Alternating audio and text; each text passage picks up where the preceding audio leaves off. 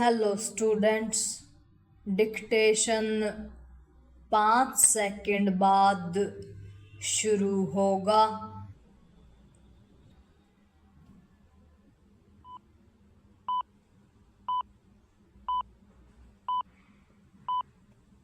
Start.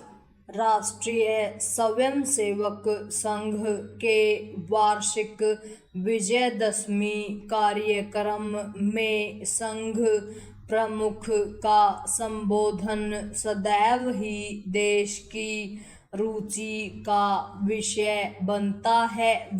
इस बार ऐसा इसलिए और अधिक रहा क्योंकि संघ ने अपनी स्थापना के 100 वर्ष पूरे कर लिए हैं। इस विशेष अवसर पर संघ प्रमुख मोहन भागवत ने कई ऐसी बातें कही जो सरकार के साथ समाज के लोगों का ध्यान खींचने वाली हैं। इस पर आश्चर्य नहीं कि उन्होंने अपने संबोधन में अमेरिकी राष्ट्रपति ट्रंप की ओर से भारत पर थोपे गए टैरिफ की चर्चा की। 50% अमेरिकी टैरिफ ने भारत के समक्ष जो कठिन चुनौती खड़ी कर दी है उसका प्रभावी ढंग से सामना स्वदेशी और स्वावलंबन की राह पर चलकर ही किया जा सकता है। इस बात को सरकार भी रेखांकित कर चुकी है और अब संघ प्रमुख ने भी दोहरा दिया। यह समय की मांग है कि स्वदेशी और स्वावलंबन पर तब तक बल दिया जाए जब तक वांछित सफलता न मिल जाए। जहां सरकार को स्वदेशी की राह को आसान करना होगा वहीं समाज को सहयोग देने के लिए तत्पर रहना होगा। इस उम्मीद में नहीं रहा जाना चाहिए कि अमेरिका के साथ शीघ्र ही आपसी व्यापार समझौता हो जाएगा।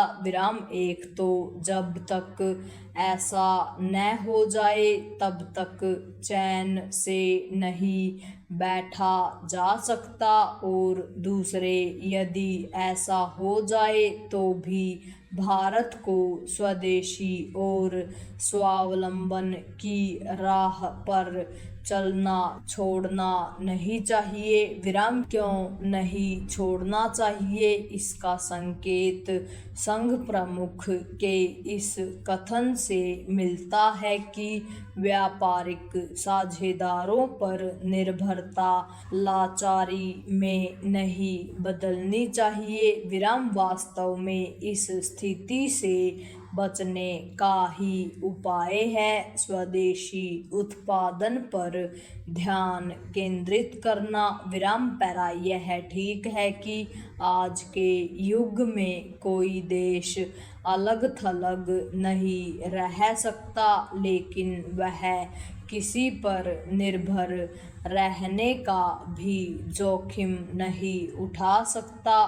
भारत को न तो इस भरोसे रहना चाहिए कि देर सबेर अमेरिकी राष्ट्रपति अपने अड़ियल रवैये का परित्याग कर देंगे और न ही इसके कि चीन से संबंध सुधरने से उसके लिए आसानी हो जाएगी, क्योंकि इसमें कोई संदेह नहीं कि न तो अमेरिका भारत को आगे बढ़ते हुए देखना चाहता है और न ही चीन विराम इसकी भी अनदेखी न की जाए कि आज परस्पर मित्रता का आधार अपने अपने आर्थिक कूटनीतिक हित हैं विराम। इन स्थितियों में सर्वोत्तम उपाय स्वदेशी को बल देते हुए देश को